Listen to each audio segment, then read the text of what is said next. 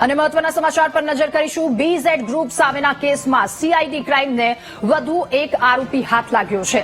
અરવલ્લીના શામપુર ગામમાં યુવકની અટકાયત કરવામાં આવી છે। તો નરેશ પ્રજાપતિ નામના યુવકની અટકાયત કરવામાં આવી, ત્યારે આ યુવક કે જે નોકરી કરતો હતો રણાસણ ગામમાં, CID તપાસ શરૂ થતા નરેશ ફરાર હતો। જો કે હવે નરેશ પ્રજાપતિ નામના યુવકની અટકાયત કરી લેવામાં આવી છે।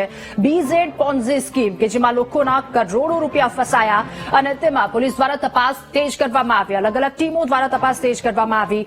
વધુ એક અપડેટ સામે મળી છે, વધુ માહિતી મેળવીશું। સંવાદદાતા તસ્લીમ આપણી સાથે ફોનલાઈન પર જોડાયા છે। તસ્લીમ, નરેશ પ્રજાપતિ નામનો એક યુવક ઝડપાયો છે, શું વધુ વિગતો આ મામલે?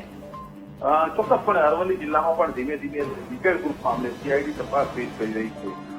આજે અરવલ્લી જિલ્લાના શામપુર ગામના એક યુવકની અટકાયત કરી છે।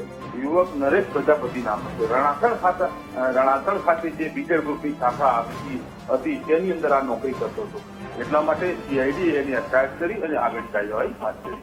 જી બિલકુલ તસ્લીમ, આભાર આપનો તમામ વિગતો સાથે જોડાવા બદલ।